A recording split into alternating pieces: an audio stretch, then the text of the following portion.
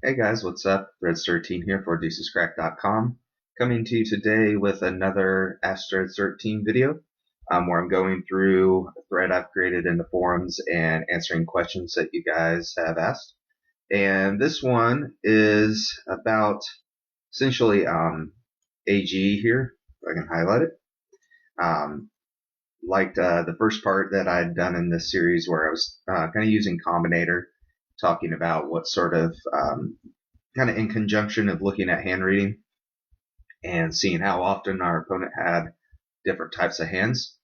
And he was asking me to take a look at how we were deciding, what sort of hands we should bet, kind of by constructing ranges and using Combinator and things like that. And so I thought, I think that's a pretty cool idea. I think that's one of those things that it'll be kind of a little bit of a dense episode, um, kind of a lot of information, and probably a lot of it you guys will want to kind of maybe even like follow along and get Combinator. And I'm also going to use Equilab for you guys that don't have the registered version. That's totally cool. You can do it this way, and sometimes it's a little bit easier. And what I suggest that you guys do is actually kind of follow along, and if you're not familiar with Combinator, this will kind of let you get more familiar with the software and kind of confirm the results, and then you have some practice at doing these sort of things. And this will kind of show you what I think is a good way to kind of look at analyzing situations fairly in depth without necessarily breaking out, EV calculations and things like that. You can kind of quickly assess the situation and come to some conclusions that way. At least if, the situation is providing you with a non very gray area sort of thing. So this will help kind of with those situations where things where we can learn a little bit. So I picked a couple different board textures, and I thought we'd start with this A65 two-tone board texture. This sort of thing comes up a lot. I believe like half of all flops are like queen high or king high or ace high. So you're going to deal with a lot of uh, big card flops that are two tone. I'm pretty sure most flops are two tone also. These are not numbers I'm saying pretty sure because I just haven't reran and double checked the combos and things like that in years. So, I'm just accounting for um, forgetfulness, basically. So what we want to take a look at here with this A65 two-tone. Uh, so let's say that we're opening in middle position. So what I'm going to do here is kind of keep our examples going on here in the top right on this notepad, so we can just kind of keep that there as a just help us remember what hand we're talking about because we'll probably talk about a few. So and what the board texture is. I don't want halfway through you guys be going, all right, now what's the board again? So that'll help us remember because I'm just coming up with these hands from scratch, and I know it's not very high graphics in the world that we live in, and I love my graphics too, but I think this is a little bit more flexible. So we're raising an early position, and the flop comes ace-6-5 two-tone. So when we're in middle position, I think it's totally reasonable that we've got like all these suited aces. We have a good chunk of pocket pairs. We've got a good chunk of suited connectors, trying. Suited kings, suited nines, maybe a few of these suited one gappers. And some things like these are good too. So I think our range in middle position can look something like this, give or take a few hands. I don't like the small pocket pairs in these situations as much as a lot of people do. Just basically, you raise and tags call you and they're set mining, and guess what happens when you've got 2-2 and they want to put money in? you know, uh, Tags nowadays are usually not very call down happy unless you get the exact right situation. So a lot of times with 2-2 in these sort of situations, you kind of end up on the wrong end of it. So I don't want to talk too much more about that because I want to get into looking at these board textures. So here's our range pre-flop, and we can go into this post-flop mode here. So clear out all whatever example I was looking at before, and let's just type into here and do to combinator A62 two-tone, and it'll put some suits on it for us. And we've got ace of clubs, six of clubs, five of spades. So I'm going to just change that over here quickly. So, okay. So now a lot of guys bet this flop really often. uh, what I think most guys do is they bet just like all their aces, and they bet these, and they bet all of these, and probably all of these too. And then they probably bet, you can see I'm selecting two clubs for flush draws, and I'm going to select two spades for backdoor flush draws. So they bet a lot of these also. Something along these lines. And what they do, and let's actually grab 8-7 and 9-8 because those are open-ended straight draws and cat shots respectively. And we've got a range like this. So you can see they're c-betting the flop about 80% of the time, which I think is a reasonable expectation. I'm not saying it's necessarily a reasonable strategy or isn't a reasonable strategy, but I do think it's something that's reasonable to expect. So you see a lot of guys doing things like this. I don't really think that's a great strategy for us to be using in this situation. I think it's probably c-betting a little bit too much. But what I'd like to do is I kind of want to talk about this from the perspective that I think a lot of you are playing in. So let's assume that you're betting the flop with this sort of range, and kind of go from there. And what I want to take a look at, and I want to make sure I'm thinking, yep, so I wanted to have a queen on the turn. So let's say the turn is the queen of diamonds. So well, first, before we get to that, I want to show you a little trick in Combinator that's pretty helpful. Is this it's called set range to selection, and I use this pretty constantly.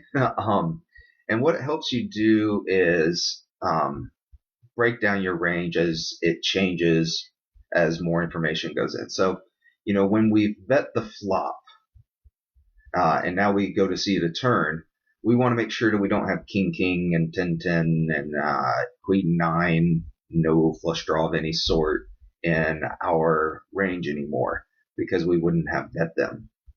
So that's where we set the range to our group stuff, the stuff that we decided that we would bet the flop with. So we go in here to tools and go set range to selection and then grouped. And so what it did is it took everything out there. So it took out all those middle pairs and stuff like that. Left the aces in. And if you hover over like the king 8 suited, if you look in this suit selection mode, it's right in here. And then look at it as I hover over king 8 suited, you can see it as specifically it's clubs and spades, which are our flush draws and backdoor flush draws. So cool.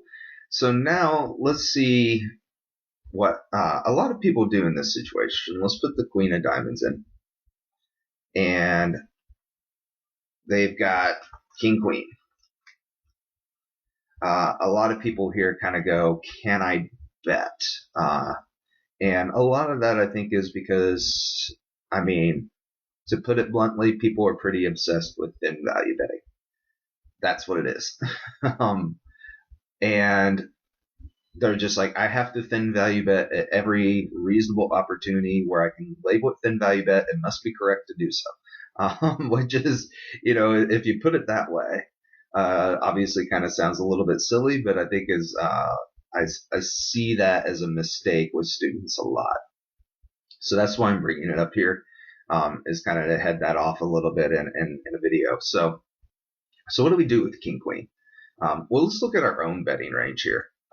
And when we bet the flop, and so here's our aces, or better.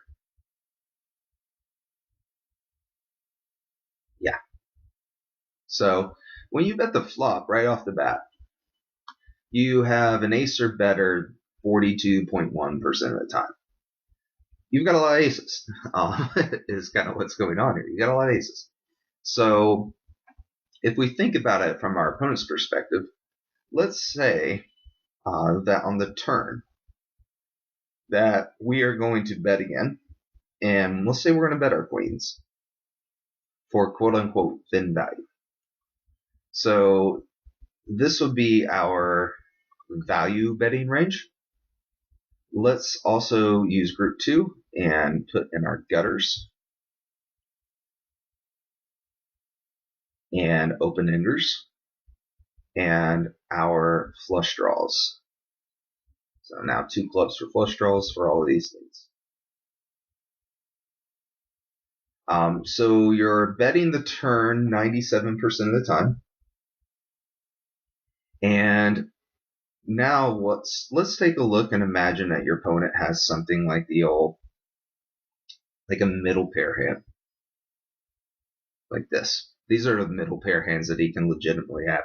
He doesn't have too many middle pair hands of queens because they need to be a flush draw. So I'm not too interested in those. So, but we can come back to that. So now this is a good spot for where I can use another function for you. Is instead of using set ranges selection, we can go to tools and export to equity calculator. Again, we'll do the group because grouped is our betting range. And down in here, I put the 1010, so it'll export that also. You can see it exported all of that. It's got our board texture in here for us. So it's nice because all the stuff that's kind of mundane to do, it does for us. So now we evaluate. And you can see 1010, but 992, sure, has pretty crappy equity here. And that's actually going to be, and we can come back to this and see, a good chunk of your opponent's range is a hand like this, is a middle pair sort of hand. And what we don't want to do as a strategy is just make it really, really easy for our opponents to play poker. So now maybe he's going to fold 10-10 on the turn, but actually against our strategy, folding 10-10 is kind of exploiting us because our betting range is so strong. It kind of, if you think of it this way, I mean, if your betting range was already 40% top pair sort of hands that had, a good part of his range in bad shape, why are you going and then value betting and making your range even stronger? So understanding that your range is like relatively strong in the first place will kind of help with that. So now if we can now go through this and we can say, well, let's take out these king queen hands and these queen hands, and I think we're good there. Yep. And now see what it looks like. So we'll just export to equity calculator again. Group. You can see here you can press Alt F5 and evaluate again. So you can see now he's getting in a little bit more of a difficult situation with those sort of hands. So that's kind of what we want to do in these spots, is we want our opponent to not necessarily have an easy way to play his hand. We want to put him to a point of indifference, and that's kind of the idea with constructing ranges. And playing good poker is it's kind of like, well, you can do what you want, but there's not a very clear play that's going to be definitely good here. So betting queens on the turn is not probably a good idea. And let's also look at it a little bit from the other perspective here. So let's go back, and so we raise, and I didn't really say this. Let's assume that he calls in the big blind. That was the assumption that was working under the whole time. So okay, so he calls in the big blind. So what sort of hands is he going to have? Well, lots of pocket spares. Pocket spares? Lots of pocket pairs. Probably not any of these premiums. And I'm just getting rid of these things. Most people don't call them. A lot of those you'll fold. These you'll fold. So maybe something kind of along these lines, I would say, is probably fairly reasonable for how people play. So now let's take a look. And let's go and take a look at the flop. And let's just put into a group hands that we think he will continue with on the flop. So his aces and his sets and his middling pocket pairs. And we'll put in here draws, say club draws. So, and I talked about this in the last episode, but I think it bears repeating. Is you can see now that he only has a flush draw 5% of the time before you bet, and his calling range right here is 8% flush draws. So this right here compares, this area I've highlighted compares grouped to ungrouped. So anything that's red or green as compared to anything that isn't one of those things. And then this area here breaks them down side by side. So once he calls, he's got 92% of the group 1 hands, which are the red, and 8% of the group 2 hands. So, and then it tells you how much of that is his overall range. So you also can go to this charts area, by the way, and kind of see this. So before you bet, this is his flush draws. This is his, middle pair and top pair, and this is all the stuff that he's folding. So like bricked over, we'll keep trying. Bricked broadways. There we go. And small pocket pairs. And this little, you can see it this way. So if you bet and get called, this is the top pairs and middle pairs, and this is his flush draws. So, I mean, really it paints a picture on how much you should be worried about flush draws in this spot. So, okay. I mentioned that because I just see it and hear it so many times. So I want to kind of drive that point home. So now, again, we can use the set range to selection and look at grouped. And here we are again. And now let's go to the turn. You can just, now that we put the turn in, you can just click on T and then it brings it up. And here we are. So let's see how much of his range, this selection mode off, is top pair. And cool. So also, I mean, you can see he's got top pair a lot when you call him. So I mean, even viewing it from the other way around, we don't really want to be betting a queen right into a range that's like 40% top pair. So, and we haven't even, this is a mistake. There we go. It's half the time top pair better. So, and there's a reasonable chance you just get him to fold worse hands anyways for whatever that's worth. So, really, I mean, we should probably even not, I was kind of saying like 10-10, but we might even be a little more interested in a hand like ace-8 suited. So this is where we can kind of go like, if you kind of look at this from both sides, you look at your range, you look at his range back and forth. Now we go down here and say, okay, ace-8 suited. What sort of equity does he have versus our range? And quite a bit. So, so now we might start going like, well, I might actually, if you look at his range, ace-8 suited is like kind of one of those hands that should actually be kind of tough for him on the turn relative to his range. Ace-8 shouldn't be the nuts. Because, when we're opening in middle position, we have a relatively strong range. So we should make it difficult on him. So we might be betting, what sort of hands might we not want to bet? Well, ace-2 suited. These sort of hands. And because of the suits are clubs, and you can see it here, because the flush draw is in, the top card. So the top card is of the same suit as the flush draw. We can't have top pair plus a flush draw, so I'm just taking these out. Ace 5's two pair though, so we want that in. So we might start taking some hands like this out a little bit more, and then see what the equity looks like. So this is just kind of becomes a little bit of a guess and a check, but you can start seeing that checking back a top pair on the turn here starts to look pretty reasonable. And also you can see that if we do that and we're not betting queen 10 and queen and king queen and so on, then it also reduces our two barrel frequency from being like 95%, which kind of sounds like it's a little too much, right? So I think that's good for us as well. So I think this kind of give you an idea on how you want to approach this board texture. I've seen people kind of be willing to bet twice here with a bit too weak of a range. Actually, it's not the right word for it. It is their value betting range, quote unquote, is too weak. Is what I'm trying to say.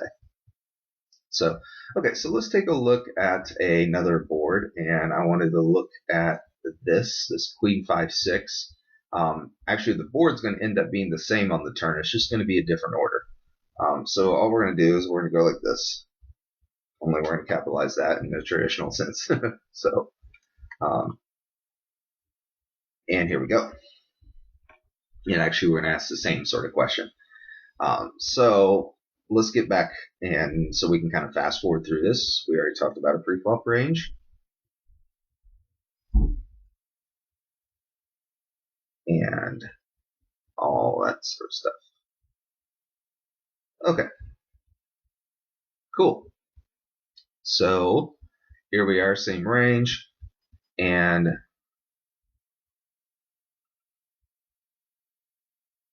I'm trying, and here we are. Cool. So I'm gonna again take a stab at what I think a lot of you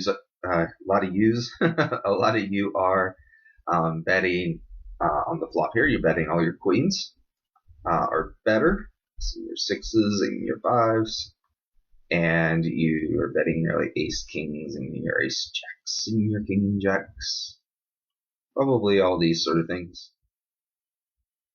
I'm not sure what most of you do with jacks and tens, so that's kind of a guess, and it kind of goes both ways. There's those good shots.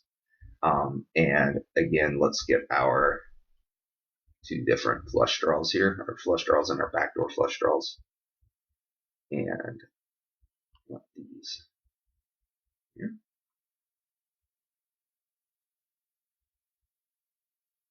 Again, I'm a little bit of a guess on what you do when you have like an ace 6 and an ace 5, not sure. So I'll go ahead and put one of them in as a way to kind of balance it out. So again, I'm just trying to shoot this a little bit from your guys' perspective, and kind of talk about how to look at turn betting ranges. And then we could also, kind of go backwards and see like, okay, how should we maybe construct ranges a little bit differently on the flop? So I guess kind of unknowingly I made a sort of decision is in that I want to look at, you see, I'm focusing on the turn a lot because I guess I think people mess up the turn in the river a lot more often than they mess up the flop. And of course, since the pot's bigger, if you presumably bet the flop, then the mistake will be bigger just because of the magnitude of the pot.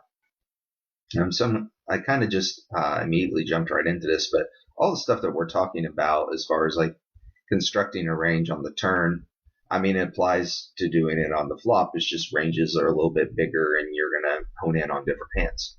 But it's still, I mean, it's the same concepts.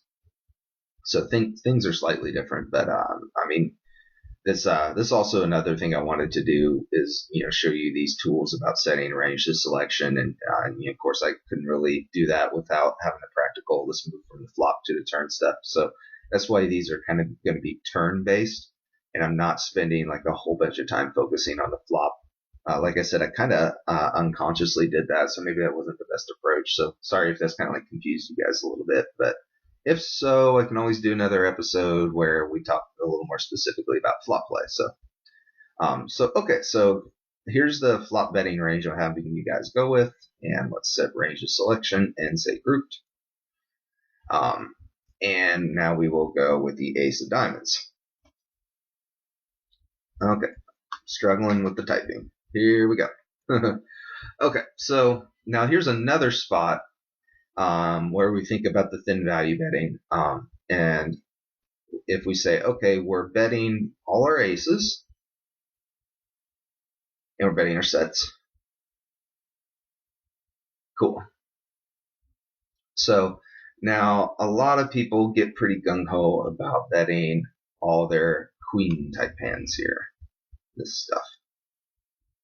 So I put that in a range, and then let's put in group 3, these will be our draws. Group 3, these will be our draws. There we go. So there's that, and these guys, and our club draws, assuming we don't keep betting our backdoor flush draws. So again, it shouldn't really be a surprise that our turn betting range on both board textures ends up being really, really high. So let's go ahead and let's look at a hand that our opponent could have, like Jack of Spades, Jack of Diamonds. And let's go ahead, export to equity calculator, grouped. So that is our betting range. And you can see it's very much a similar example. Is that our opponent with a lot of his hands there is going to have like really, really crappy equity and probably going to fold and probably making the exact right play against us. So this whole thin value thing doesn't really work here. Now, again, like we might want to take a look at his range, and I think probably we wouldn't be wanting to make a hand like Jack Jack B0 EV from like a theoretical standpoint. I think we'd probably be a little bit more interested in something like Queen of Diamonds, 10 of Diamonds. So now if we look at that and we evaluate, you can see even that might have a little bit too little equity.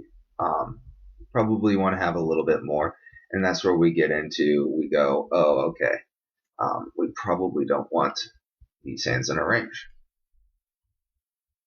So maybe King Queen and King King, maybe.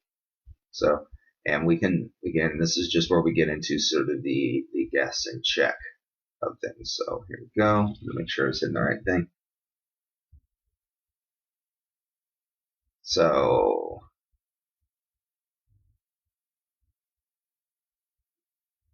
grouped.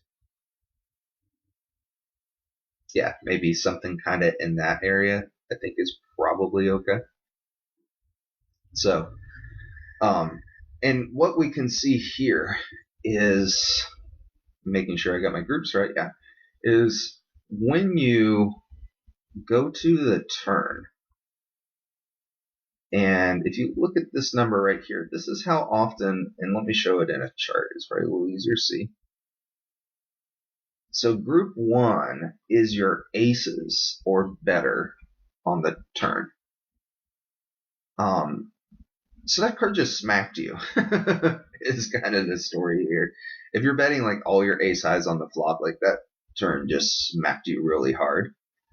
So this is another example where we don't need to be thinking about thin value betting. Now note that we're raising in middle position, and so we have like a pretty strong range. So going and doing that right here doesn't really necessarily make a lot of sense. So be careful in these situations. There's really not a lot of reason for you to be, I think, betting a queen. And I think really if you start looking at it, checking back like a few aces is okay here too. But like the weak ones like ace 4, ace 3, stuff like that. But yeah, betting a queen is probably too thin here. You mostly start getting called by a range that's kind of got you smoked. So we can kind of, again, you could look at that. I want to instead jump into our last example here and kind of leave a little, I want to leave some stuff for you guys to work on. So one thing I suggest taking a look at is, looking at your opponent's range when he calls the flop. And let's say we bet again on the turn. How much equity does a hand like King Queen have? King King. Because chances are you're going to fold him off everything but a queen or better. So so see what that is. The problem when you have a hand like King Queen is that you start to get in a situation where you actually block things like Queen 10, but don't block 6-6. So it starts becoming less likely if you've got, say, King Queen on this sort of board texture here. So, and I forgot to put the ace in, so forgive me. So say you've got King Queen here. He's got 3 combos of 6-6, but only 2 combos of Queen 10 and Queen Jack as well. So, and of course he's got another 3 combos of 5-5. So he's got like 6 combos of sets versus 4 combos of worse Queen X. And of course he also could have Ace Queen. That makes a lot of sense. So it's not a lot of fun for you there. When you have a hand like Ace X, then you don't block his queens. So except for Ace Queen, which you're happy to block, don't forget your blockers here, which is taken into account in these programs. They're of course accounting for your blockers, but when you're playing, make sure you think about these things because, of course, you won't have Combinator and Equilab on your side there. So here's the last sort of board texture I want to look at. It's a King 9-2 two-tone. So let's pick our own suits, and just to mix it up, let's say King of Spades, 9 of Diamonds, or I think I said the wrong thing. King Queen 9 two-tone. So let's say this is the Queen of Diamonds. So one thing that's interesting about this board is that you got to think about it from your opponent's perspective. And if we go and start looking at our opponent's range like we have before, so let's get back to that. I think this is what I used. Okay. In the last example, so we'll stick with that. I feel like maybe I didn't have A7 suit in there because I think it said 10.6. So let's clear all. Clear all should have made those go away, but whatever. So King of Spades, Queen of Diamonds, 9 of Diamonds. So cool. So let's look at our opponent's range here. And so he's got, these are sort of hands he's likely to call the flop with.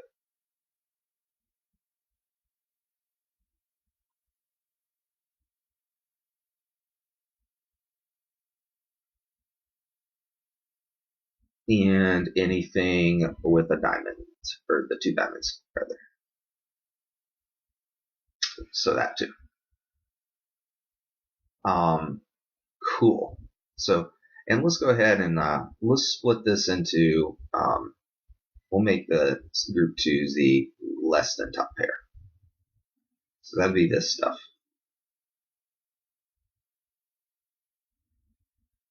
Jack 10 is a straight. So that's not accurate. Ace Jack, Ace 10, less than top pair. Cool. I think that's pretty accurate. Now let's go in here and see the groups only. So the situation that we get in here is that even these hands that we see in group 2, a decent amount of them, like Queen Jack, Queen 10, Jack Jack, 10 10, and I can put those here too, and kind of make it seem a little bit more, is when you bet the flop and get called, about a quarter of his range is going to be like pairs and draws, and even if he's got a king, he can have top pair and a flush draw as well. So this is a board texture where it's important to note that the hands that your opponent continues with, is very easy for him to have a lot of equity versus even hands that look rather pretty. So when he's got a hand, he can obviously have king, queen, or king, jack of diamonds, king, ten of diamonds. Not easily have them; they're only one combo each. But those all queen, jack, queen, tens, jack, jack, ten, ten. All those still have a decent amount of equity, even versus your ace, king, and your aces. So that's the situation. And let's go ahead. We'll just export this to equity calculator, and so that we don't have to type in the board. So what we're looking at is like if you've got ace king, and he's got say jack jack, that's the hands that you hope to be against, and he's got 25% equity. And when you have a hand like ace king, again you block his things like that you want him to have, like king jack anyways. So you make it a little bit more likely that he's got something like 9-9 by doing something like that. So this is a board texture where it's pretty easy to overrate your hands. It wouldn't be surprising for your opponent to check raise you here when he has something like top pair and a flush draw. So let's say let's do this. Let's export again. And let's say that you have something just ace of hearts, king of hearts. So that might be a little bit surprising to you guys that your equity isn't really that high in this situation here. And it's, that's the thing, is your opponent's calling range is a lot of pretty decent hands. So as another range construction thing, I'm not going to get into his combinator with that. Just wanted to use combinator and Equilab to show you kind of what's going on here. Is that your opponent on these sort of board textures will mostly be calling with hands that have pretty good equity. So you have to be careful again about thin value betting. Ace queen, thin value betting king 8 and stuff like that. Because it's not really that great. So those hands can look a little bit better. A lot of times this is another one of those, getting back to it, worry too much about protecting your hand thing. As we saw here, let's put it here specifically, and it's 2 diamonds. That's his naked flush draw. I mean, when he calls the flop, he has a naked flush draw 1% of the time. Let's not worry about protecting versus draws. So a lot of his draws have like top pair and something else to go with them. So like, middle pair and so on. So, I mean, just running around betting because where you're thinking we need to protect, that's not going to be good enough. We need to instead go in here and look at ranges and look at equity and look at combinator and see how often our opponents have different hands, and really start trying to piece together what is going to go on in a poker hand instead of just betting for a reason. Like, I'm going to bet for protection, I'm going to bet for value, because a lot of times those words aren't descriptive enough is the problem. So we can do better than that. So this is what I'm kind of hoping to encourage you guys to do here with this episode. This episode went a little longer than I kind of expected it to do. So hopefully I explained these board textures, well enough where you guys have a good idea what's going on here. Honestly, I wouldn't be surprised if I didn't, because like I said at the very beginning of the episode, it's fairly dense material to kind of talk about this and break it down and try to do it in a format that's, not going to bore you guys to tears. So, I know just staring at the screen and watching this combinator stuff can be a little intense for some of you guys. So I'm trying to make it, so it's still, palatable, I guess. So let me know if there's anything you guys would like to see a little bit more especially like I can kind of go further into this. I'm kind of enjoying doing this series a little bit. It was a little bit of a departure where we're just kind of, seeing what you guys are looking to, get answered, and then we can kind of just, see as we go. I think that's kind of fun to kind of have a little, this kind of interactive, video series as compared to a lot of times when I do video series, it's pretty much, foregone conclusion what I'm going to do before it comes out. So, and I'm usually doing these videos like a week or two before you guys see them. So, don't be like offended if like you ask a question, saying, all right, can you expand on this in a video?